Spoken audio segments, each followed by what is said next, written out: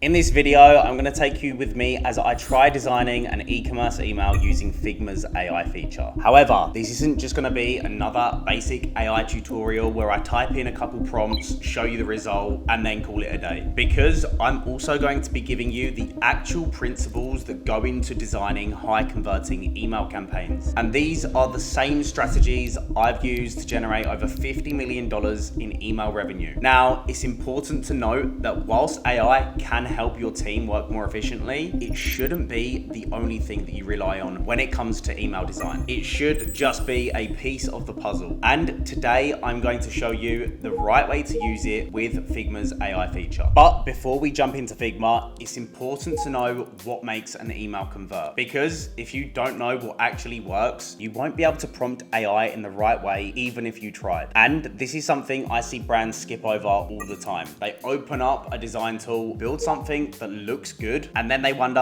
why their emails aren't converting. When the reason isn't because the email doesn't look right, it's just broken at a structural level. So here are the main things that I look at when it comes to high converting emails. First, a clear call to action button above the top fold of that email. Because when somebody opens your email on their phone, they're only going to see a small section before deciding whether they want to keep scrolling. And if your call to action isn't visible right at the top, you're already losing clicks, because no one is going to scroll through an entire email just to find it. Next, you need one clear goal per email. Every element should serve the same purpose. No multiple links, no conflicting angles within that email, because the more clarity somebody has over what you are asking for, the more inclined they're going to be to take action and actually do what you're asking for. Then there's strong visual hierarchy. This is how you guide people through your email with design. Big bold headlines at the top, clean, obvious call to action buttons, and everything else smaller and secondary, because if everything is the same size or the same color, nothing is going to stand out, including the buy button. Next thing to mention is white space. Cluttered text-filled emails overwhelm the brain, but having strategic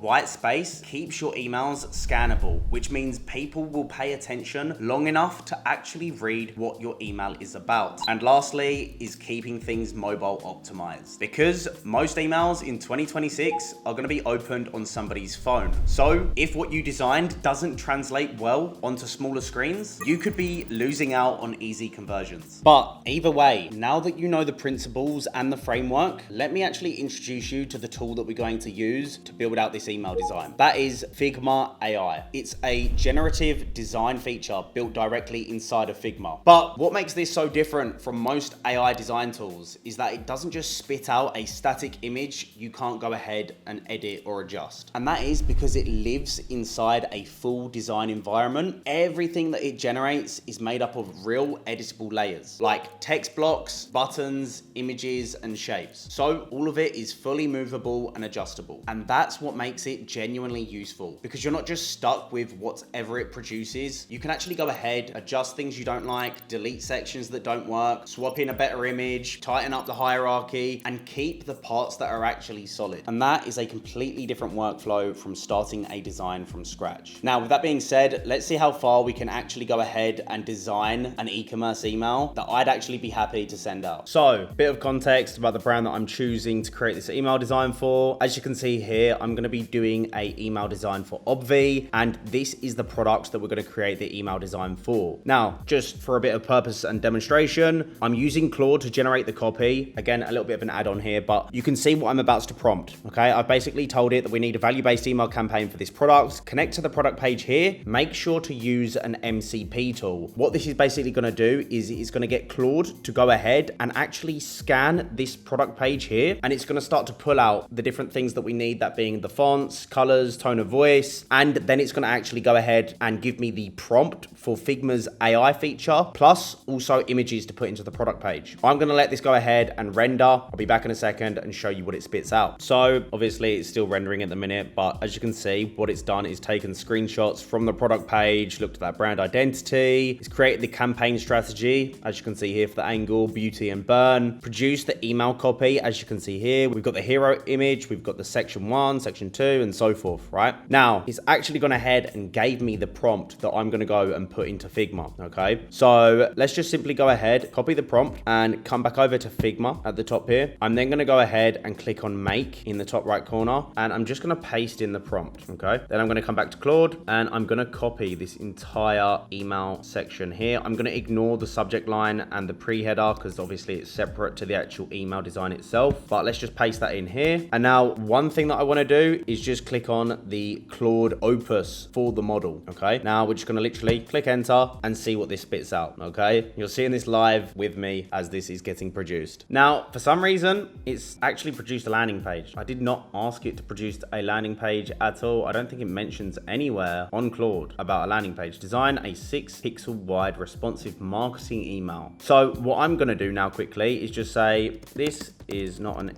email. This is a landing page. Please make this an email and ensure the width is 600 pixels wide. Let's see how this gets updated. I'm very, very curious. Okay, we now have an email formatted design. Let's actually go through and assess this, right? So cover image isn't really existent. I guess you could say it's a cover image. Not really, because we've got the text at the top for the headline, sub-headline, and then we've got a secondary section with the image here. So it doesn't really have that layered cover image that we usually would do with our emails. Obviously, it hasn't got the logo because I didn't actually insert this into the design. Same here. It's obviously not got an image from Obvi. Simple fix, I can swap this out and probably fix this area a little bit later on. Let's just keep going through this, right? So start my glow up, nice clear call to action, good. But the problem here is as well, it's beneath the top fold. If you remember earlier, I said we need to have the call to action in the top fold of the email so people don't need to scroll down to find it. It's just small tweaks like this that's obviously going to help with the conversion side. I do like the banner at the top. I think that's a good touch. We'll keep that. Next section, as you can see here, it's kind of a bit blocky, right? This email doesn't really have any flow to it. As I'm just looking at a first glance, it's kind of like brick by brick. Okay, so we can fix that, but obviously it's just not efficient. But again, small tweaks that we can make. This section here, I think can be a little bit better, to be honest, but considering I've not gave it any images just yet, it's okay. It's not great. It's okay. This section here, best value, 90-day program, 50% off. Pretty weird how it's been like shifted to the left. I think it would look better if it was centralized, and this does not stand out at all. Like, not sure if it's right for you. Take the 60-second quiz. We'll match you to the Obvi stack that fits your goals. Now, rather than me going ahead and just tweaking this myself, I want to just see if I can do a final prompt to fix these bugs that we've got right here. If it doesn't fix it, I'm just going to stick with this design and tweak this. But let me just go ahead, create a prompt that's going to, adjust this a little bit. Okay, so give me a second and I'll show you what I've done. Okay, so context, what I've done is I've took some screenshots from the product page. I've came on here, took the logo. I've also took the product image, as you can see here, and I've also gone ahead and screenshotted this before and after image as well. So I'm going ahead and basically prompting Figma. I'm saying the logo is the first image, as you can see I've attached here. Insert that at the top and make the background transparent on the image of the logo. Use the second image for the hero image, as you can see here, the product image, and then insert the third image, the before and after image, underneath the why is this different section here. And then I've said, let's make the 60-second quiz stand out by having the not sure if it's right for you as a bold headline, which is that part here. And then I've also put a call to action button for the 60-second quiz. Can we insert the social icons such as Facebook, Instagram, YouTube, and TikTok at the bottom, and also these USPs? So I've actually just gone ahead and asked Claude, what can we do for the USPs in the footer? Okay, this is not what I wanted. Let's just do these four here. Actually, you know what? Let's just leave it for now. Let's just leave the USPs. I can add those in at a later date. So let's just see what this spits out first. Okay, so it's gone ahead, added the logo at the top, only because basically what happened is after I'd done this initial prompt, this was the wrong way around. Like, that needed to be swapped with this. Just quickly prompted it and told it like swap these two images around. And then I also told it to centralize these icons at the bottom. I'll be honest, these icons look kind of crap, so I'd probably swap those out. But I'd say this is probably good to go in terms of me manually needing to adjust this now. So in order for me to take this design here, I just come up to the top, click copy design, and it's gonna go ahead and copy all of these design layers. Now all I need to do is come over to here, go back to files, and open up a design board. So I'm just pasting in my design now, and as you can see, this is the email that it gave us, right? So what I need to do is just get rid of this background bit that's attached to. It's just annoying. So how you want to do this, so let's grab this email, just keep clicking on the email until you've actually got the container, as you just see there, and then I can just delete that part there. Okay, so this is the email. Let's actually go ahead and start to fix this email. Now, as you can see, all of these are different layers, different text blocks. I can actually edit pretty much everything here. First obvious fix, let's just go through this from top to bottom. I need to remove this background for this logo. Okay, I literally just screenshotted this off the website. So obviously it's got a white background, but with, you know, some features on Figma, I can just go ahead and remove that background. Now, the next thing that I want to fix that I don't really like right now is this pink sort of background on this image. I want it to go all the way up, right? So what I'm going to do is select this image quickly now, drag it to the side. Let's actually get the image. As you can see, it's inside of this container. I don't want it inside of a container. So I'm going to drag the image like so out of that container. I'm going to get rid of this container and delete that. Okay. That is also the annoying thing with these AI tools and, you know, designing stuff with AI is that you need to actually understand how this is set up from a perspective of the different layers. But of course, I've sussed it out a little bit. What I now need to do, drag that back in, and then let's actually just adjust that as well so that the image stretches all the way across. And let's just keep that bottom bit as well. Cool. So as you can see, it's now hidden some blocks here. What does that mean? It means it's currently sitting on top of layers. Now we don't want that. I'm just going to keep dragging it down until obviously it's now behind that layer there. So next thing I need to do, just come down, get the little square tool and just drag this all the way up to the very top and just make sure it's beneath that image. That's completely fine. And I'm just going to grab the eyedropper tool here and make sure it's the same color. Has that worked? No. Let's just drag it up again. There we go. And I think it's just missing that logo at the top. Cool. So let me put it above there like so. So yeah, you just got to move around the layers a little bit and you get there eventually. Can be a bit of a pickle if you don't know what you're doing, but we get there in the end. So cool. What do I like? What do I not like right now? Well, the biggest thing that's standing out to me just at a very first glance is the different colors that we've got going on. Like you can barely read this collagen infused text. So I'm just going to grab this. Let's quickly put that in white and let's also do the same with this text here. So I've just dragged that up a little bit. Black looks quite good to be fair. White also looks good. I think we'll lock in the white. Okay. So yeah, looks all pretty good at a first glance. I'd say we're getting there. We drag this image up a little bit as well. Just want to drag that up a tiny bit. Not too much. Say about there. And then we'll select that layer at the back as well and just drag that up a little bit as well. Cool. So this best value, right? Does this look good or can it look better? What I would do personally is probably actually have the price comparison here. So if we come back and we go onto our product page, 90 servings, $71 per serving. I'm going to copy that bit of text. So we've got that. And then let's just grab the font quickly from here. Just using my command tool to copy and paste that. I'm just going to select a random font for now because I don't actually have these fonts on my computer. And I'm just going to do the following. So let's go like this. And I want to have this in bold. Okay, we don't have bold on that font there. Let's just grab another similar font. Do we have Arial? Arial? No. Montserrat? Yeah, we have Montserrat on here. And let's just have that one in bold or black. That'll do for now. And let's just make the spacing a little bit different as well, as you can see here. And now what I want to do is just drag and drop that over there. And maybe we can even tilt this as well to match what we have here. Okay, so already that's looking a little bit better. Now, I'm not saying this is perfect. I'm just showing you everything for demonstration purposes. Let's make the logo a little bit bigger at the top as well. Just a little bit bigger like so. And then let's also grab this button here along with the text and just drag that up a little bit. Okay, cool. Looks good. Now, I don't like the way this flows. Remember earlier I said like it all looks just really blocky. What we can actually do is see this image here. And we come down here, click bend. Cool, so we're just gonna get this tool here and just start to build out a nice curved ripply shape going across. And to be honest with you, this should work quite well with their branding. Like they've got all these like ripply effects, if you can see up here. So that's basically why I've gone for this effect. Now, just gonna have it in no particular order. Gonna keep building this out. I'm down here. You know what, I want that one a little bit further up. And then there we go, come up here. And then we're gonna go all the way across and just turn this into a vector. Now, that is complete. What do we need to do here? Just need to go ahead, click fill, and we're gonna fill it with the same color that we've got here because we're gonna match with the eyedropper tool, the color above. Okay, now just gonna remove the stroke and then let's just adjust this as well so that it fits into the frames like so.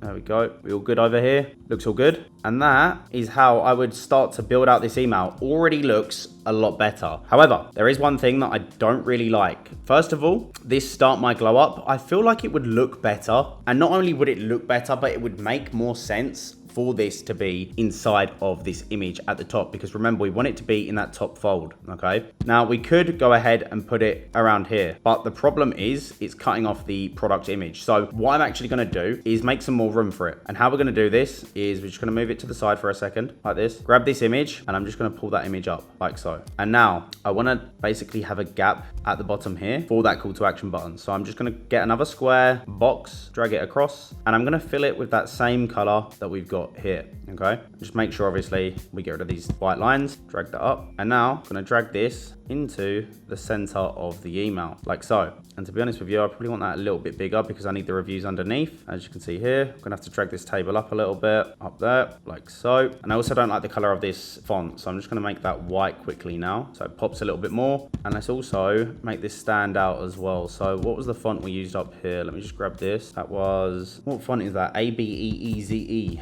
All right, cool. Let's roll with it. So let me grab that font, ABEZE, and I want it to be, didn't we use Montserrat? Yeah, we used Montserrat. I don't know why it's saying ABZE or whatever that is. So let me just make that bold. Looks a lot better. And then we're just gonna drag this as well and put it back into here. I'm gonna pull that up as well so that it's obviously not overlapping. Cool, looks good. The only problem is we've cut this image off here as well. So let me just grab my box. I'm gonna drag that up a little bit as well around here. Sweet, and this is starting to look a lot better. Okay, so again, it's not perfect, but you can see how I've designed this from scratch. Make that a little bit higher up as well. There we go. This container needs to go away as well. Grab that, grab that, grab that, grab that. Get rid of that. I don't want this to be a container. So let me just pull that out, get rid of the container. And you know what I'm gonna have to do? Okay, that's all looking a lot better. So we've got start my glow up as the call to action button. We've got this little curved ripple effect down here. Keep going through the email.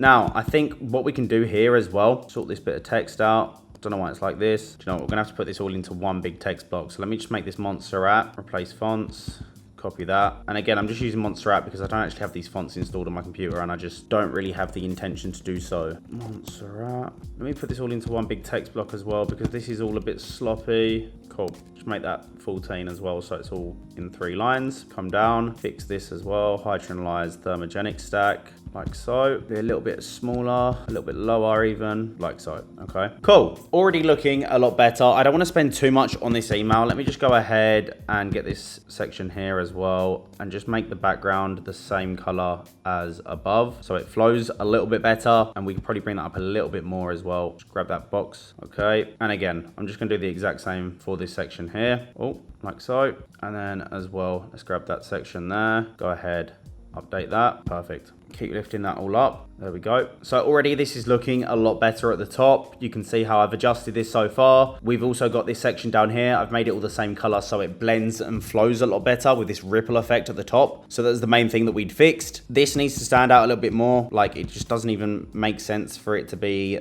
that lighter shade. And let's also just make the actual font itself a little bit bigger as well. If I actually click on these fonts here, just turn it into Montserrat. And then also, how does it look if we make that a little bit more bold? Real customer review. Okay, cool. Now with this section here, does this look on brand? I would have to go back and recite the website to see if it looks on brand. Do they use emojis on their website? They do, but I don't know. I feel like it could be a little bit better. Do they have any other icons that we can use for this? These icons here would make more sense. Going back onto here, we've got metabolism switched on. So what would I do? For example, I would go ahead, grab this image here. And now what I'm going to actually do is get ChatGPT. I'm going to get ChatGPT to generate more icons like this. And I'm just going to come back and say, I need 4 icons that look like that, right? So I'm just going to grab the copy from these texts. Craving's finally quiet. I need you to generate 4 icons that match the following bits of copy in the same format and style of branding as the image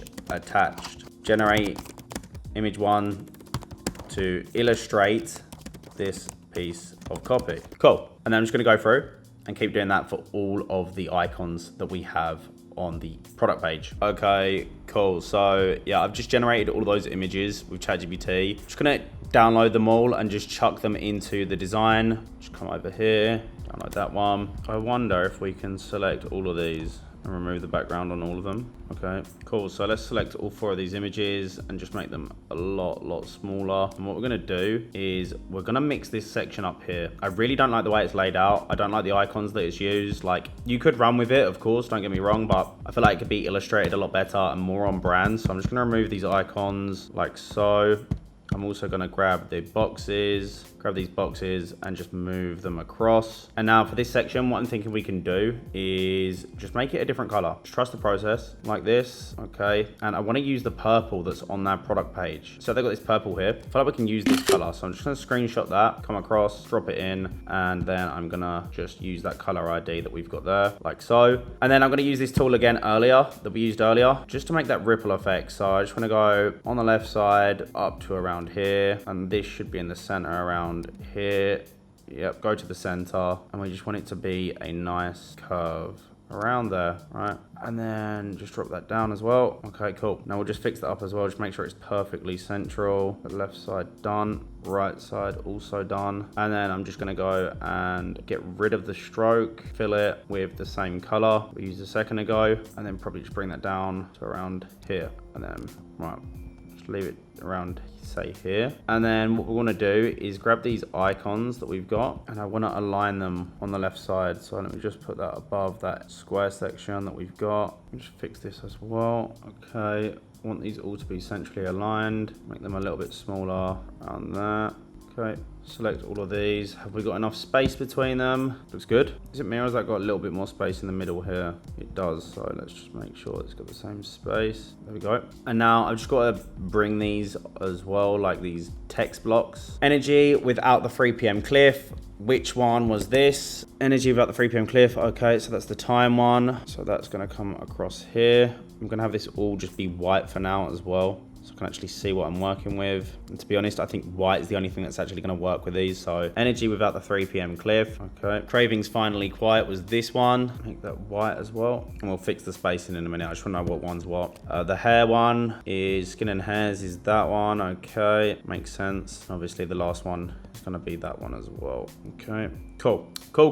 So this area looks a bit bland and boring, right? So how can we fix this? I'm going to go onto the website and just come over here and let's grab some of the icons that they've used. So we could potentially use these fruit here. So let's envision that now quickly. Could we add some fruit in there? Probably not. What about something like this, like a pill moving? Potentially could be good. Trying to visualize it now. The only problem is this pill looks a bit whack. Let's run with it. I'll just blur it out, see how this looks. Remove background on this, like so. Add a little blur effect. Okay, and then select that layer again. Well, let's actually put it inside of the email, above that vector there, like this. There we go, perfect. Call to action button there. I don't really like these pill effects that I've put. I'm probably gonna hide the layer for now. Just come back over here and let's actually see if we can use the fruit that's been established here. Remove background. And I think we're gonna have to move that image. So yeah, look, as you can see, I'm already facing difficulties. I am trying to polish this off, but it's taking me way too long to just tweak stuff and like merge around with different layers and just like, to be completely honest with you, it would probably be best for me to start this from scratch, like complete clean slate design. But yeah, this is basically where I would try and take the direction of the email. So let's just recap side by side the original versus what I fixed up. Now, have I completed this? I'm going to be completely honest with you. No, I haven't. And that's just because of how difficult it's been to navigate through the different layers. Like you can even see here, this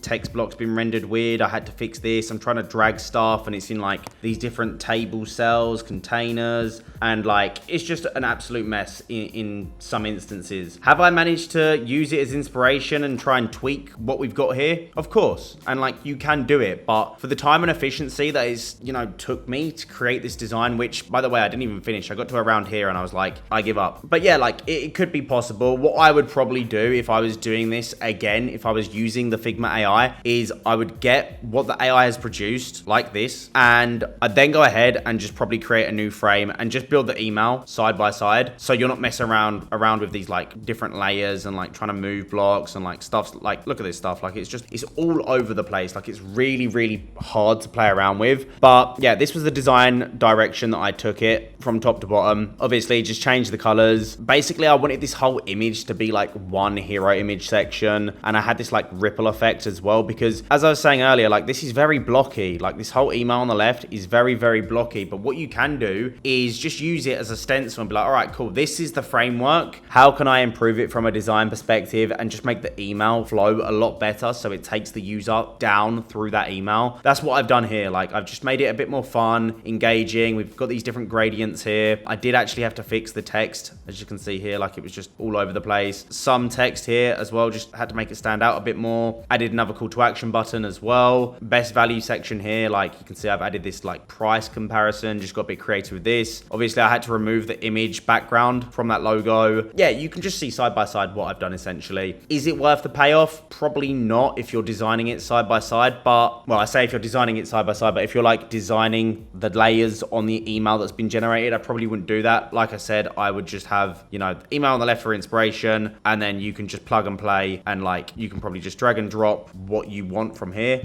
and put it into here, and you can like build it side by side. That's what I should have and would have done if I was starting it from scratch. Is it more efficient? I don't really know. Like at the end of the day, like AI is not there yet where we can start building these really engaging designs and graphical emails where like you've got all this stuff going on with the different layers, you know, you've got these like different gradients and stuff. Like it's just not there yet, but it can build a good frame. It can obviously give you the inspiration that you need to elevate that design. So would I send this out? Probably not. I think AI is just not there yet, and it almost blew my brain up trying to fix this email. So yeah, that's my take on it. Leaving it there. You can see what I've done. Good luck if you're trying this. That's it from me.